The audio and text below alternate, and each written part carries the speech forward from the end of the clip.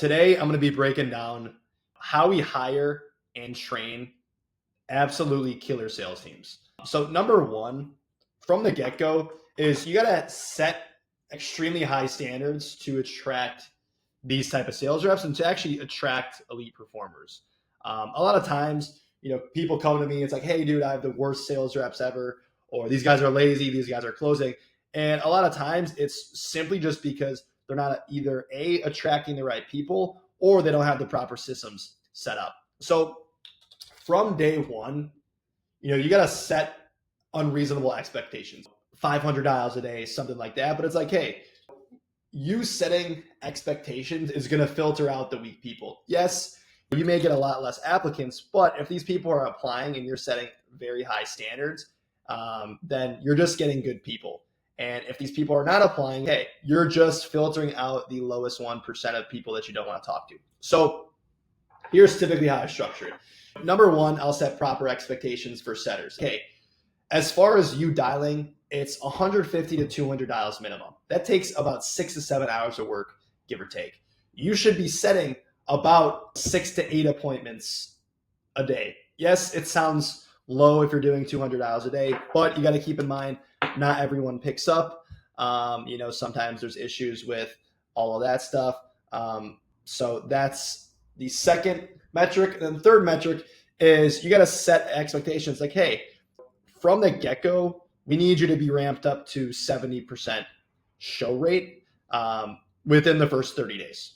Okay, so those are the three biggest metrics, and you need to set that from day one so people know what they're getting into. Last thing you want to do is hire some guy who is talking big on the interview, but he has no clue how many dials it is, and he's doing 80 dials a day. It's like, he could be the best setter on planet Earth, but if he's not putting in the effort, there's no reason to do that, right? So that's what you got to set is expectations for setters. Now, for closers, you got to be setting expectations as well. Okay, we need someone full-time. They're going to be taking 6 to 8 appointments every single day.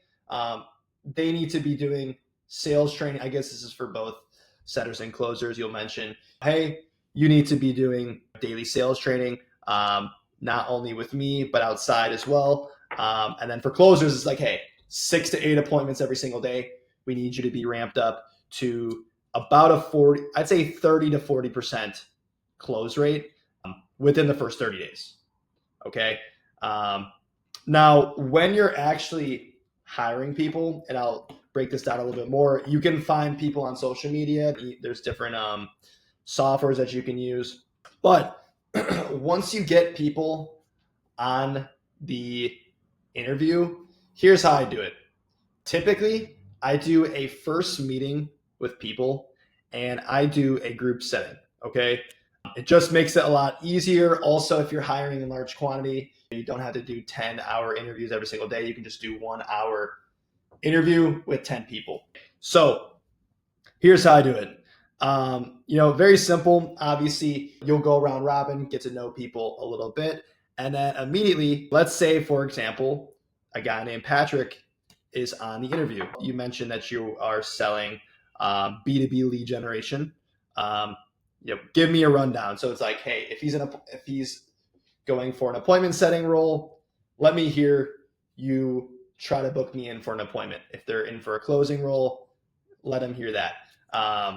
And then we do round robin of live objections, and I'll give them scenarios. So it's like, hey, how do you typically handle the financial objection? How do you handle the I need to think about it objection? How do you handle the I need to talk to my business partner, I need to talk to my wife, or I need to talk to my dog objection?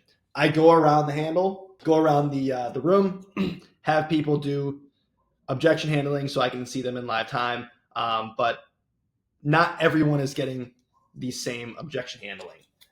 Everyone's going to get their own. So that's the biggest thing. And then lastly, I'm going to have people sell the product that they're applying for. So if it's a B2B SaaS, it's like, hey, Grant Cardone does sell me this water. I'm going to say, hey, sell me this software. And then they'll be put on the spot and then they'll go from there. Okay. So very, very, now once sales reps are onboarded and they're doing training, this is where it all begins. They must be doing training every single day outside of taking live calls and outside of doing closing calls. They must do training. Any sales rep or any business owner who thinks, hey, my guys should just be on the phones 24/7.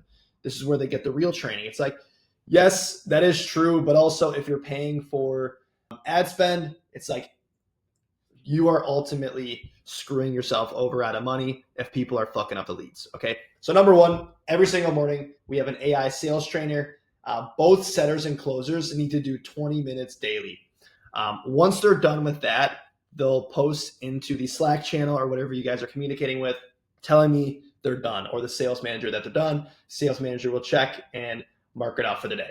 Number two, what they need to do is after their completed workday, we have an AI call reviewer. In another video, I will show you it, but it's very simple. You upload the video or the audio into the call reviewer, and it reviews the calls for you. It gives you a summary, yada yada, what you did well on, what you can improve on, different standpoints and different approaches that you should take. And then from there, they should be reviewing about 3 live calls daily.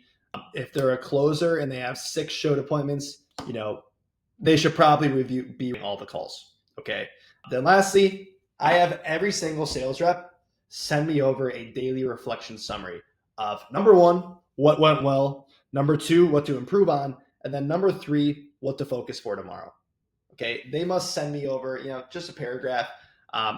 And that's the biggest thing. But these tools and these tasks that I have these sales reps do, they don't take that long. The sales trainer, like I said, takes 20 minutes. The AI call reviewer to review those calls, it takes 15 minutes. And the summary, it should take about 5 minutes for them to write. Okay. But on top of that, it takes less than an hour for them to do. But these are things that has been helping them improve. And ultimately, they're taking accountability for their actions, which is what a lot of sales teams lack. Okay. Now, as far as weekly training structure goes, everyone has different weekly training structures. I like to keep it Monday, Wednesday, Friday. Monday, we have both setters and closers. We're doing both call reviews and we're doing objection handling, where we are, doing role plays, things like that. Wednesday and Fridays for setters, we are doing live dial sessions. Most people don't do this, but this is ultimately what I built my first sales team on is, guys, we're on Zoom with me 8 hours a day doing live dial sessions. For this, it's, hey, Monday or Wednesday and Friday, you are going to be on Zoom with me and you're going to be dialing leads. Number one, I can ensure that you guys are working. And number two, I can see how your calls are and how you guys are handling them. That just improves everything dramatically because I can train them in live time. But as far as, closers go, Wednesday and Friday, it's typically going to be the same thing, just reviewing calls, going over role play and things like that. So it's, none of this is any classroom style. It's not like, hey, any questions? It's like, hey, we're going to be training and we're not doing any corporate bullshit types of, you can, if you really want to, do Monday through Friday, but I find it the most feasible to do Monday, Wednesday, Friday. So the other days they can just take their calls and start dialing. Okay. So yeah, that's essentially, what we do. Biggest thing is we want people to be training daily outside of taking calls. We want them to be reviewing their calls and then ultimately just reflecting on that. So, this is going to be the biggest differentiator between the average sales teams and the best sales teams. Best sales teams are requiring a lot more than just people showing up. And yes, you are going to have churn. In sales, you're going to have churn. But what this does is this attracts the right type of people and it sways the, lazy and person that doesn't take accountability away from your offer. So yeah, that's essentially how we build sales teams. If you have any questions, feel free to comment below.